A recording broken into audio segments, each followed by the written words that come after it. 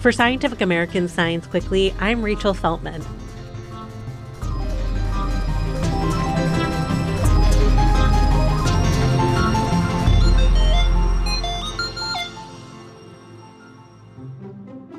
Over the last couple of decades, few science topics have made a bigger mainstream splash than the microbiome.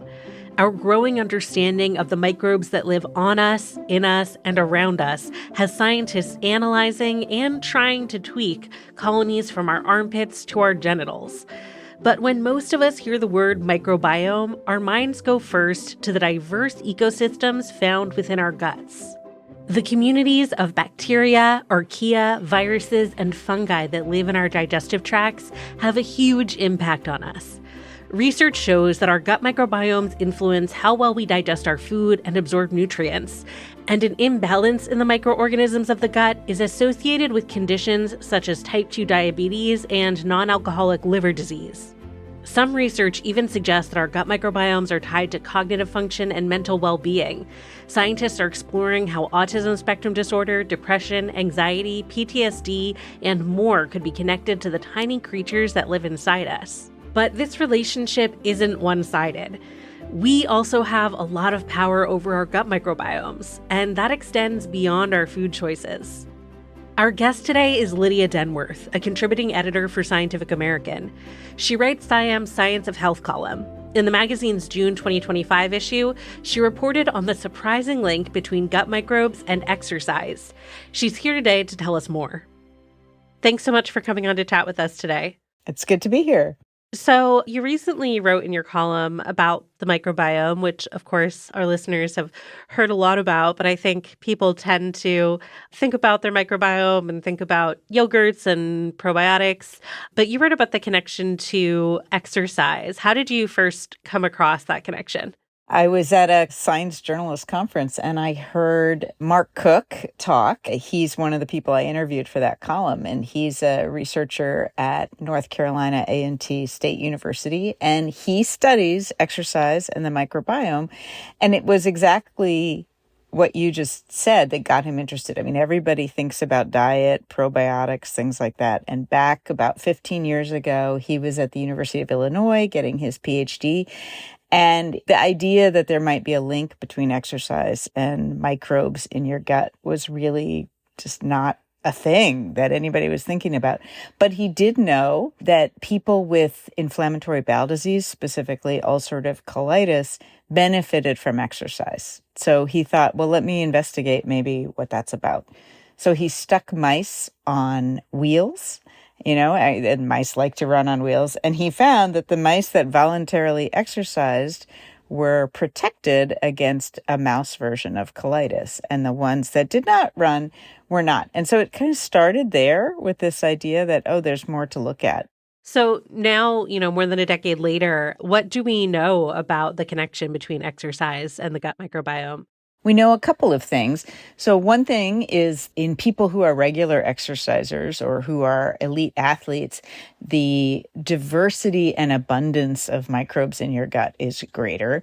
But more important than that is this question of what do the microbes actually do? And that's where the researchers have really kind of gone down the rabbit hole and said, well, why would it be that exercise is improving your fitness? And what they found is that exercise boosts the production of microbes that produce something called short-chain fatty acids. And that's a simple molecule, but it's something that helps with your gut health. It helps reduce inflammation.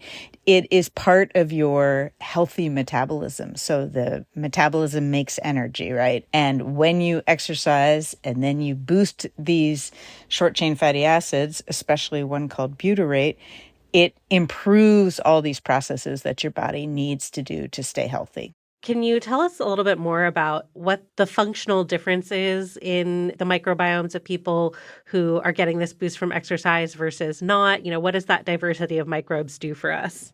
There's a lot we don't know yet about exactly what it is that the microbes are doing versus the other benefits of exercise. So there are open questions there. But having this healthy, active microbiome that they see in athletes and from exercise seems to increase your capacity for exercise. Probably works in both directions. It's bidirectional. So the research on the other side of it is really only in mice so far. But they do find that if, for instance, you give mice antibiotics that kill off the bacteria in their guts, they are less likely to exercise and they reach exhaustion faster. They also find that a healthy microbiome seems to contribute to muscle development, and then vice versa, right? You don't develop as many muscles as effectively if you don't have a healthy microbiome. And so all of that is in the beginning stages of research, but it's intriguing, right? Yeah. And do the researchers behind this have any specific recommendations for what kind of exercise or how much is going to, help your microbiome out? So far, the research doesn't really change what the standard recommendations are, which is that we engage in about 150 minutes of moderate exercise a week or 75 minutes of intense exercise a week. The research does suggest that it's aerobic exercise more than strength training that is having this effect, although it's such early days and there have been so few studies of other kinds of exercise other than aerobic that I think we don't know for sure that it's not happening with other forms of exercise. But aerobic exercise is where it's at. The recommendations are the same. It's just more reason to get out there and gut out your workout. Absolutely. And remind us, what's the general advice for supporting a good, diverse, healthy gut microbiome? Well, diet is the number one thing that affects your microbiome more powerfully than exercise. I should say that. And fiber in particular is really important for having a good, healthy gut. But then exercise, probably combining a healthy diet that includes a lot of fiber and doing some good aerobic exercise is going to be the best combination that's going to give you the healthiest gut. Great. So just more motivation to do the things that we already know are good for us. That's exactly it. Well, thank you so much for joining us today. This has been great. Thanks for having me.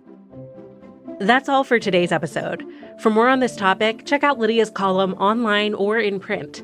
If you're not already reading Scientific American's print magazine, you can probably find it on a newsstand near you. Or you can go to scientificamerican.com/getsciam to subscribe. If you like this show, you'll absolutely love the rest of the Scientific American family. As for Science Quickly, we'll be back on Friday to talk about an insidious new trend in men's health.